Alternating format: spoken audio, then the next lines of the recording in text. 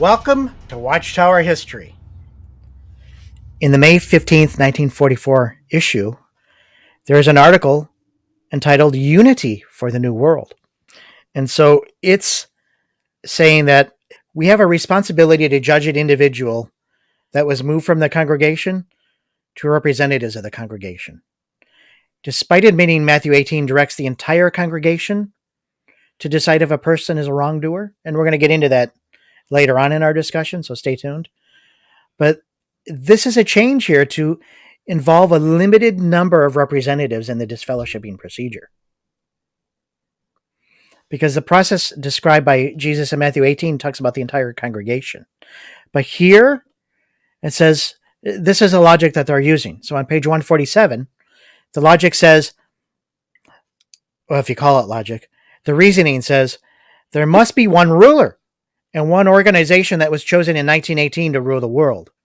A spiritual body with an invisible spiritual resurrection. And the major portion of that was gathered in 1918. And we're part of that organization. I'm the one taking the lead, So if our organization is chosen, I'm the chosen one because I'm taking the lead. He's using the same logic Rutherford did here. On page 148, the World War II post-war planners are not planning for a unified world without national boundaries. We already have that with our new nation, so they can't give everlasting life. We can. It only can come through the organization. So this is the reasoning that he's starting to take on the article. So God cleansed the organization in 1918. Now it's 1919, and he'll cleanse the earth. The old prophets, the ancient worthies, the princes of earth, who just before this, Rutherford said we're going to move to Beth Sarim at his mansion. They're going to help lead the world in the future. And he says the Nazi fascist religious folk were out to divide and conquer, but we're all united. So he keeps talking about we're different than they are. And that was always Knorr's focus. We're different than they are. And that's why he started this focus of he has to cleanse the organization, cleanse it of all the filth that was within it. And he started to put his thumbs down a lot harder than Rutherford did. Again, he's using that contrast, them and us. We're better than they are. But you're giving more dictatorial control than they're doing. He says, there are those who try and divide and conquer the brethren and disrupt them. They disturb the peace and unity of those in the theocratic organization. We're starting to see this theocratic language here. The great life giver hates those hands that shed innocent blood. These that divide and conquer are doing that. So they're swift to run to mischief, evil, harm, damage, and injury. They may fill out their publisher cards, but they're completely worldly. So we must get rid of them. So on page 151, he starts to wrap up the reasoning that he's using to do this. So these are the folks that God hates are false witnesses that speak lies. And God hates those who sow discord among the brethren by gossiping, tale-bearing, starting rumors, or finding fault. So now they're going beyond, right? So a person might hold a high position in the Lord's organization and may think chiefly of using his office to make others think well of him. And at the same time, he tries to disparage others or create a poor opinion of them by looking around for things which to find fault, with one purpose, to sow discord amongst the brethren. What does that sound like to you? Rutherford, was he speaking about him? Do you think he was implying that? I don't know, but I know he is trying to start to purge and cleanse the organization. And Rutherford was always against those who were, the two witness rule and the things that he was accused of. No gossiping. Don't bring an accusation against an elder. He was pretty much hiding what he was doing. I think Knorr is trying to clean some of this up. And two comments on that. One, who else could he be talking about? Because he got the organization from Rutherford. So if it needed to be cleansed, was because Rutherford didn't hand it over clean. So that's one point. And two, um, and we've discussed this before. Some of our person, and this is a personal opinion. I think Rutherford saw the money to be made in the organization, lived in a mansion, had the Cadillacs, free booze, lived the travel the whole life, had a wife in one house, a secretary in another. Um, I think he kind of knew what he was doing with that. Nor and others kept it up like I could see Rutherford not believing what he was saying, but these people taking it a step further and really trying to cleanse this organization with the ideas that Rutherford created. Yeah. So there is, I'm going to give Knorr that. There is, because it did change. They sold the mansion. They did, in their own way, went out to try and get more people and this and that. So there is some level of sincerity in Knorr. You cannot But condemn him like you can Rutherford, though. I mean, I think we can in a certain sense, because when we had the interview with Penton, right? mhm. There are areas and eras in Nora's presidency where they're trying to cleanse the organization, but the way he's trying to cleanse it is to put down more dictatorial control than to take off the control and try and bring in back in a sense of liberality. So you're saying he shouldn't have put his thumb down harder. He should just moved into the mansion. Oh, yeah. you know, and that's where I'm getting. I meant more of an outright. I mean, I think even they at some point were thinking, "This ain't right. This guy's living in a mansion. This ain't right." So that's where I was going with that. I give him credit for at least that philosophy. I'm not saying he did right, but I give him credit for stepping away from the blatancy that Rutherford had to do what he did. I don't think he's really pointing at Rutherford, but it sounds like he's describing him and some of the things that was happening, because he ends it by pointing at who he's really accusing. He says, a very good example of this is found in the evil servant class, whom the Lord foretold is sure to arise at the end of the world, and who would smite fellow servants, but would eat and drink with the drunken ones of the world. Who were the evil servant class? First of all, let's start with that. Well, one, who is he talking about? They had to have already been there, so they developed during the Rutherford period. Okay. So it basically is the splinter groups he's pointing at.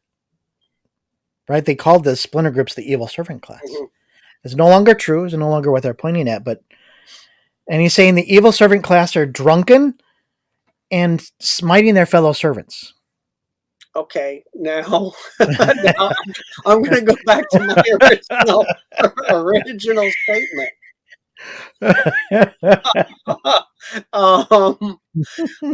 I think a lot of that was directly pointing at Rutherford. I do. He inherited from him. So, and we'll even quote from other works by other Bible students. By the splinter groups, and I have a couple here. And getting back to other Bible students opposed to Rutherford back in around 1929, 1930, he's talking about some of the stuff that Rutherford is writing at the time. And here's his quote on what he thought of it.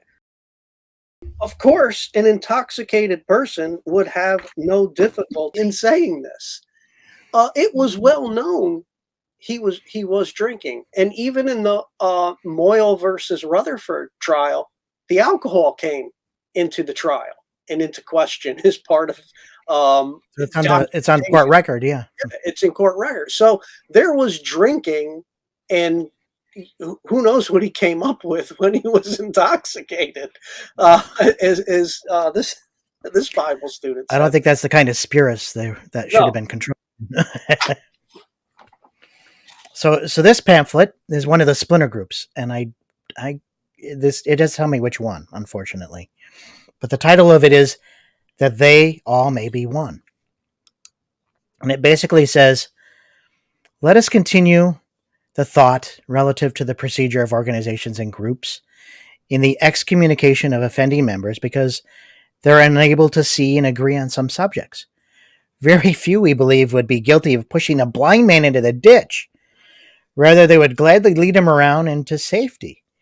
Yet this is not our position when we put out and disfellowship one from our chosen group, because he's blind to truth as we see it, and perhaps in his blinded condition tramples upon our toes and hurts our feelings. Again, seeing that God hath set the members in the body, dare we take upon ourselves the authority to cut them off from fellowship?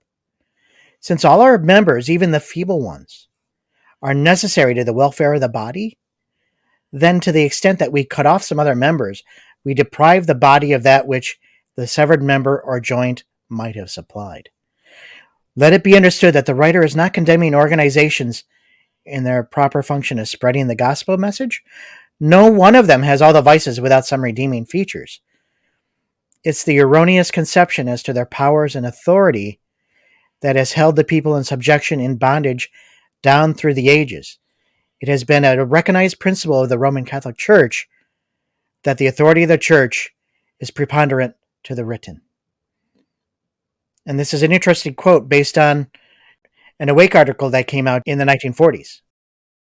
The Bible Students Monthly, this was a British paper, and in April 1938, this Albert O. Hudson writes an article, and he says, basically, talking about this disfellowship subject, this does not by any means imply that those brethren in Christ whose sincere theological beliefs differ so much from one's own that effective worship and service together is impracticable should be disfellowshipped or regarded as a heathen and a publican.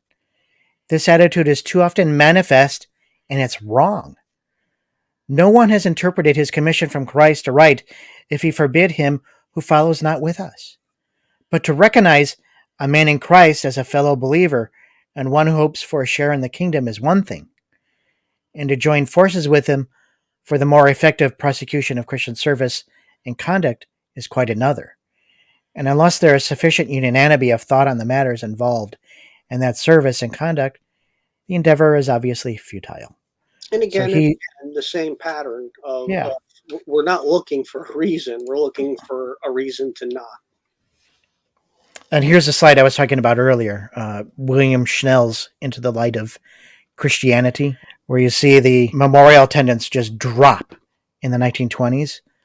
Well, it wasn't just because they were leaving. Some were leaving because of the differences of opinion that Rutherford was bringing in, but it was because they really started pushing this disfellowship idea.